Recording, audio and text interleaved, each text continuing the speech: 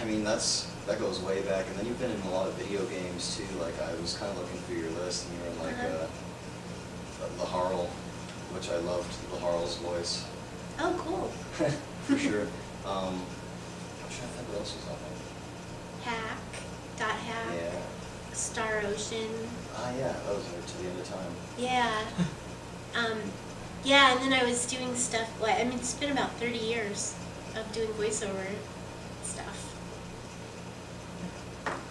So my question is, with like such an extensive list, is there anything that you're looking forward to now with your career with voice acting that you haven't already maybe done? I've been doing a lot of different things recently that didn't have to do with voice acting as much, but and right now it's a little bit on the slow side in Los Angeles because a lot of stuff's gone to Texas. So, you know, we pretty much are really happy with whatever we can get. I just did I did a series on the Mr. Men show, which is a cute little thing that was on TV recently, playing Miss Giggles. And yeah, I mean, I'd love to do more, but I'm not exactly sure what's going to be coming into LA. Is there anything that you're working on now that you want to talk about? Or anything in the works? Yeah, no, I wish there was. I just did a Mattel commercial. Yeah, like I said, the anime is kind of really dead right now in LA. It's mainly video games, and my voice it's sort of real specific. So it really depends on if they have a game that's probably more for girls. I'm hoping that one will come up soon because I like doing games because it pays better for one thing, and they're fun to do. But yeah, wish. Okay. You know, doing podcasting. Yeah. You know, you do a lot of roles in anime and everything. Which characters do you actually prefer to play as, major or minor characters? Well, major characters because, you know, you work longer. For actors, it's all about, you know, we like to be working actors. So, you know, the longer you can stay on a show, or at least, it's not so much that I'd like to play like a big part, but usually there's a part that just keeps coming back. And I like to work maybe a couple, you know, maybe 2 to 4 hours at the most, because it's hard on your voice. So some of the ones are, you know, can be really rough on your voice. In reference to that, would you prefer playing the younger girls, older girls, boys? Oh, I almost always play young girls. So, and occasionally boys, but I can't really sustain a boy for a long period of time. And there's people that do boys better than me. So generally I'll be somewhere between like a really young girl, maybe like anything from an infant to probably 18 at the most. Which is kind of fun because it makes you feel young forever. Do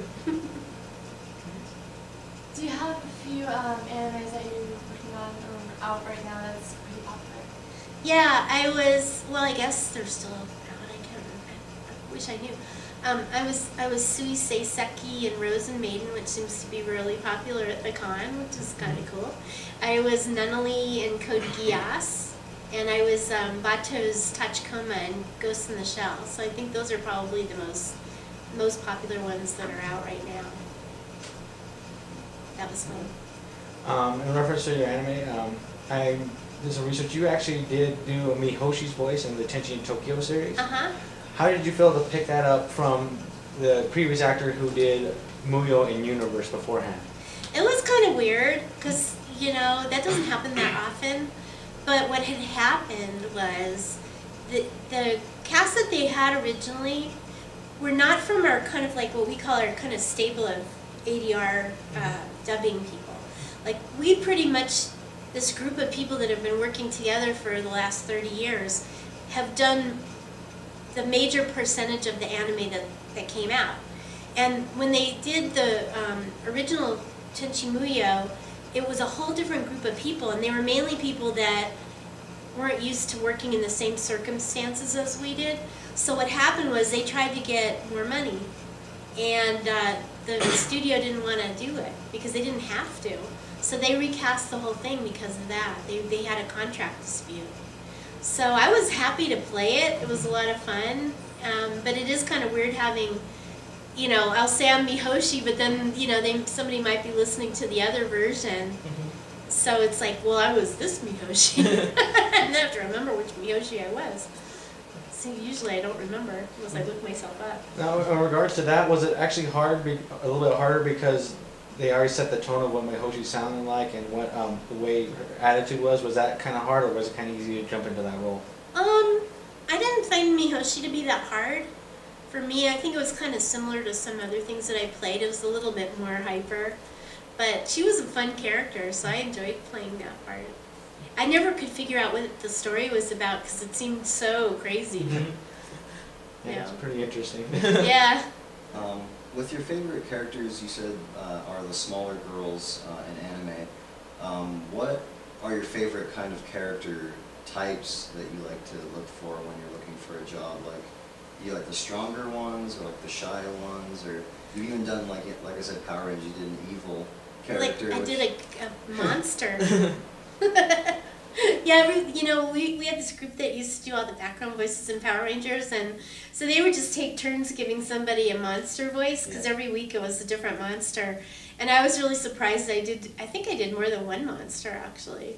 And I didn't have the kind of voice that you would think of casting as a monster, but it turned out pretty good. What now I can't remember the question because I went off on a tangent. What is your favorite kind of character? Oh, okay. Like, who do you connect, or what do you connect with the most, or? I think the ones that I've played the most have been kind of like these little feisty girls. Just you know, like they have a little bit of spunk to them because I have a loud voice. I've been stage trained, so I can get out there and just kind of blast it out. And so, but it was kind of interesting playing Nunnally, because Nunnally was the opposite of that. She was very frail and blind and, you know, just soft. Everything was soft, so I had to tone it down. But I think just naturally, I'm kind of the more spunky type. So you were talking about how you were stage trained. What age did you start your stage training, and who was your trainer? Okay, I started off in high school and did plays in high school. I went to Costa Mesa High School, and then I went to Orange Coast College, and I was a theater major there. And then I worked at Knott's Berry Farm for 3 years doing melodramas, being tied to the train tracks. So that was really fun. I loved that. And then I decided I was going to go to Hollywood and really seriously become an actress. So I went to Strasbourg for about a year, but it was kind of like one of those things where I just didn't really relate. And then I started training with a really kind of eccentric Polish teacher. And we used to do things like, we did 10 different kinds of headstands, and we'd juggle, and we'd do all this like kundalini and yoga and all this stuff. And so it was kind of a real different thing. But it was interesting because what it did was it helped you to overcome obstacles. Like if you could stand on your head 10 different ways, you could do anything. So, and then I just sort of fell into doing voiceovers because of my kid voice. And I was telling people in the panel, I answered an ad in the Drama Log, which was an actor's newspaper, and they were looking for somebody that could do kids' voices, and I thought, oh, this is perfect. So I started doing it, and just never stopped, really. You talked about some of the obstacles. What were some of the most difficult obstacles to get through in voice, both training and voice acting as a career? Well, the voice acting wasn't that big of an obstacle because once I started working, they would just keep calling me in. I really didn't have to get on the phone and talk to people. People would just, you know, if they had a project, they would just call us in. We were sort of like a little stable of actors, almost like the studio system. Do you want me to stop? No. Oh, okay. And so that wasn't so bad. I was, you know, at first I was trying to be an on-camera actor, and I actually starred in a couple of really bad movies. One that I did whipped cream wrestling in a Playboy bunny suit, but that was funny. I had a waistband. And, you know, that was always kind of an obstacle because I was never, you know, the drop-dead gorgeous girl, but I wasn't ethnic enough looking either. I was sort of like this in-between person. So voice acting was great because once I had kids, it's a little difficult to pursue an acting career, you know, when you've got kids and you're dealing with stuff like that. But for voiceovers, it was great because I could be pregnant, I could be having a bad hair day. It didn't matter, you know, it was just my voice. So that was fun. Did you actually picture anime as being your main source of being out there on TV, or was that just something when you first started, like, oh, it's just something I'll do? Eventually, after I had kids, it was pretty much all just voiceovers. And that was fine, because that was something that I didn't have to worry about ageism and things like that. Although now, you know, they've got a lot of younger people coming in, and they're cuter, and they wear little corsets at anime conventions and stuff.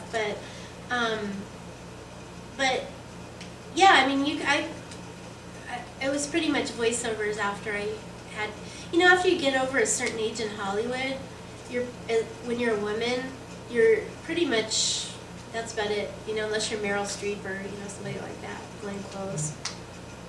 In addition to that, do you think your kids are even interested in doing because of what you're doing at home with the voice acting and everything, they might be interested in doing what you're doing? Well, my kids are both 20, I have one that's 21 and one's 23, and when they were a little bit younger, they actually came up with me on some sessions, and my daughter especially did a couple of sessions of things, like on Power Rangers, they were some of the background people.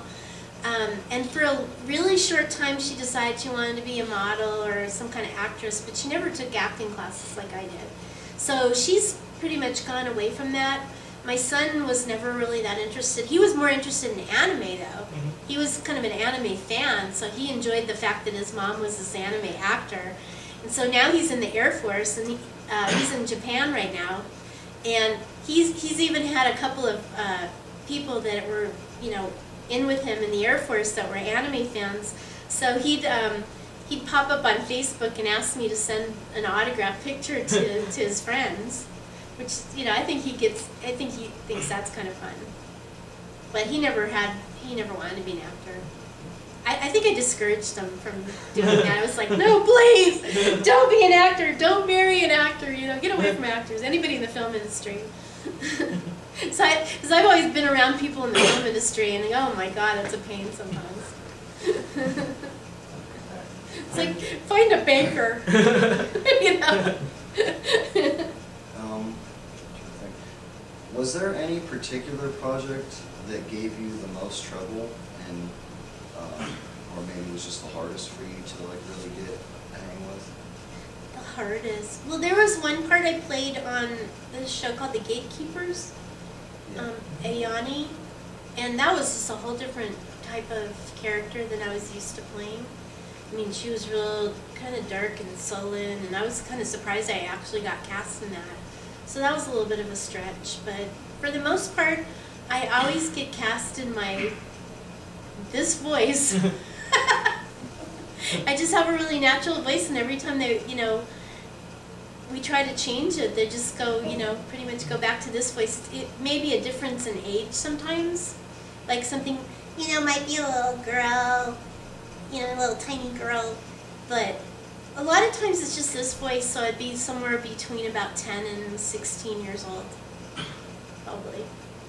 And then as far as like your career now, like do you have any other projects that you work on other than like show business and using your voice and doing commercials? Like is there anything else you would want to pursue or? Yeah, actually, I've really gotten into this entrepreneurial thing. I work with an entrepreneurial organization that helps people to raise capital for their projects or get more customers. It's these big business forums that we do, and what I do is I connect with other business owners or entrepreneurs and tell them about it. I hold events and get them to become members in this thing, and it's been really interesting because I've been able to work with some very sharp people and kind of get away from just trying to get a gig as an actor. I really believe that anybody that wants to be an actor or wants to be in the film industry or any other type of thing like that, you always have to have multiple streams of income coming from other places. because otherwise you're always just going from gig to gig, and at a certain point that's going to dry up. And you know, the older you get, the less you're going to have. So if you can create multiple streams of income from whatever it is that you do, you're in a better place. And the younger you do it, the better. Because I started doing it much later in life, and I wished I'd done it when I was like 20 years old. I wish somebody had told me that. But yeah, never depend on somebody giving you a job. That's something I learned about acting. Create your own thing. Oh, sorry. With the people that you have worked with, like, who is your favorite, like, cast to work with? I mean, I'm sure you've worked with many of them over and over again, but, like, who is your absolute favorite voice actor or actress? It's funny because they asked us that in this last panel I did. It was me and Barbara Goodson, and yeah, I was actually there for that. Yeah, it's like we have this family of people, and we still work together. And it's hard to distinguish who I liked better. I just like that one group of people because we've kept in contact with each other. You know, we're really good friends with each other, and it's a small group of people. Like we've got, you know, like Richard Epcar and Steve Kramer and Michael Sorich, who's hysterical. He's to me, he's just like the funniest guy on earth. And Dave Mallow and Wendy Lee and Barbara and you know, all those guys, the old timers. Okay, going back to, I'm sorry you keep going back to this, for the Tenchi Movies series. Like Dragon Ball Z, how they're doing the Kai and they're redoing some of the artwork and getting the voice actors back together and doing it, just make it fresher, something newer. If that project could come up for Tenchi, any of the Tenchi series, would you jump at the chance to get that, or? Heck yeah. Well, like I said, actors are always, what you have to understand is actors are going for the gig. It's like, yeah, you want to put me to work? Yeah, sure. Are you going to pay me? Yeah, I'll be there. I mean, that's just what it's about. You know, it's like, it's work, and we like it. And they're always fun shows, unless it was a mean, stupid director or something that we didn't want to work with. But for the most part, everybody that I've ever worked with has been great. We occasionally have new people that come in and they, like I was saying in the panel, it's like they'll make you do like massive amounts of takes and then they'll always go back to the first take. It's like, yeah, I did it right the first time, but yeah, but I had to make sure, yeah. Meanwhile, you're tearing your hair out. Who is your favorite director you've ever worked with? Oh, wow. Let's see. Well, I think Steve Kramer is probably like one of the better directors. He's just really easy to work with, and he knows what he wants. Tony Oliver's good. Kevin Seymour's good. There's a lot of them. Pretty much everybody. I got one. I thought you might have one. Oh, okay, sorry about that. I did, but you stole it from me. Anyway, was there one role, like recently or in the past, that you tried out for, didn't get, but possibly really wanted that role?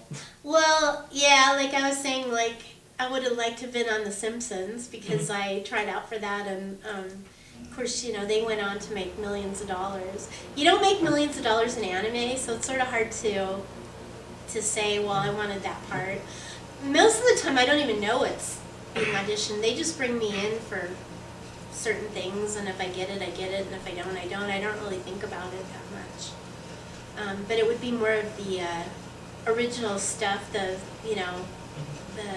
union stuff that you get residuals and fun stuff like that on.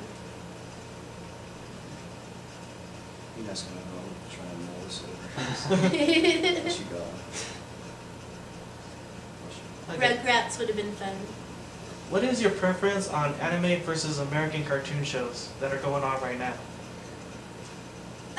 Going on right now? I haven't seen any. Well, you know, the other day I saw The Family Guy and I was like, oh my god. Ugh. Well, when I grew up, when I was young, we used to watch Hanna-Barbera, like Huckleberry Hound and the Flintstones and the Jetsons and stuff, and they were fun and they were funny and everything. I think anime is a lot more artistic, and probably better done in a lot of ways, but I don't know. We actually talked with Chris Patton at length about the future of anime in America especially, and in general. And he went on about it quite a bit, but I was wondering what your thoughts are, because he said it might end up reverting back to being like a niche, because it's really popular right now, but with all the piracy and Well, stuff that's happening. Yeah, that's a big thing. I saw this video on YouTube, and it was talking about actual anime coming from Japan, because you have to have the source of it, you know, coming. And it's been drying up a lot there because people have been downloading stuff off the internet. And so mainly they're just doing hentai stuff, and they're really not producing a lot of new anime. So I think at a certain point, unless things change, yeah, there's not going to be anything left to do. So, and then, you know, I don't know that it's going to be as popular on TV or not, but, you know, it's like somebody else was saying, things come back, you know, they kind of recreate themselves, and maybe they'll recast things and redo things with new casts. I don't know. But I think that's the biggest problem right now, is just the product coming out of Japan. And do you have any personal opinions or ideas on what we could maybe do to maybe cut back on the piracy at all? I don't know. I mean, I think that unfortunately that's just a fact of life with the internet and everything. I don't know how you can control it. Except you could go to my blog and click on things, and that's a good thing. And of course your endorsement saying that piracy is bad and that we shouldn't do it. Because then it would put people like you out of jobs, and that wouldn't be good at all. Well, yeah, but I don't know how you can stop it. That's the only thing. It's so, you know, widespread. But yeah, I mean, yeah, don't do it. Stop it. We don't like it. So kind of backtracking a little bit, I'm sorry. But you were kind of talking about the creativity in anime and the voice acting. In your mind, what is the most, what's the character that you've needed the most creativity to kind of pull off? Well, the one that I like is, I really enjoyed working on Metropolis, because it was a beautiful film, and artistically it was a gorgeous looking film. And, you know, the part that I played was very multi-dimensional, so I had to really work hard on that. I was thinking it was going to be a day's work, you know, a few hours, and it turned out to be like 3 days, because they took a lot of time with takes and stuff, but it was really well done, I think. I don't know, it's hard to, I'm not a good, I'm not the best person to ask as far as like an opinion on that, because I'm not really an expert on it, but I just enjoyed working on it, and I thought it was, you know, it's really neat when you have something that's that well drawn and, you know, artistic. That's always fun. And there is a lot of it. I mean, it's very creative. Okay. Are there any like rituals that you go through before you try and enter into a character, like throughout the day, or? You know, it's really funny. I was in this other panel, and people were saying, "Oh yeah, I do this and I do that," and I'm like, "I don't really do anything." I might sing to the radio a little bit on the way over, but that's about it. I don't, you know, we don't get to read the script before generally, so I don't really know what the story is. And occasionally you'll have a director who will sit there and try to give you the whole backstory, and I'm like, well, what does this have to do with this particular scene? It doesn't, you know, you're just going to do it, and then they're going to adjust it, because they're the ones that know the story. We don't. We really don't. And when people ask, you know, well, what happened in this episode or whatever, and I'm like, I don't know. And we come in separately, so we just do our part separately. We're not even talking to the other person unless they've already done it first and they do a playback. If you're the first one in there, man, you're by yourself. Sorry to cut in. We've got about 5 minutes left, so if you both want to get in a couple quick flashbacks. Okay. So with the popularity that you got with Rosen Maiden, I would still dare say that Naota from Fooly Cooly was like by far your most popular. I mean, they aired that show on Cartoon Network, and it was viewed by like the millions. So. Oh wow! And see, I didn't even know where it went. I'm so out there. I don't even know that it was on Cartoon Network. I'm glad you told me. Yeah, they showed like all 6 episodes one night. Oh. They were showing the numbers of it, and like a lot of people tuned in to watch it. That's cool. Hey. But that character was really sullen, in my opinion. I mean, and it was a boy too. What, Suiseki? That was Suiseki. Were you? Girl. You also played Naoto though, right? Oh, and maybe I did. I swear to So God. many roles. I have this list of stuff that I have to like look up myself because I never remember. It's terrible. That's what happens when you become legendary. Yeah, when you're a legend, you can't even remember. It's like, yeah, I gotta look on the IMDb. I don't know if that would kickstart it all, but it was like the main character, he had a robot come out of his head, and in every episode he would have like a different robot come out of his head. And Are you sure that was me? I'm pretty sure. Maybe it was. Alzheimer's disease. I mean, it was on your list of work. Oh, okay. Because Laharl was on there, which that's how I associated Naoto too, because that was like 2 of my favorite Oh, that's cool. like little boy characters like in manga and anime and video games. But if you can't remember it, I guess.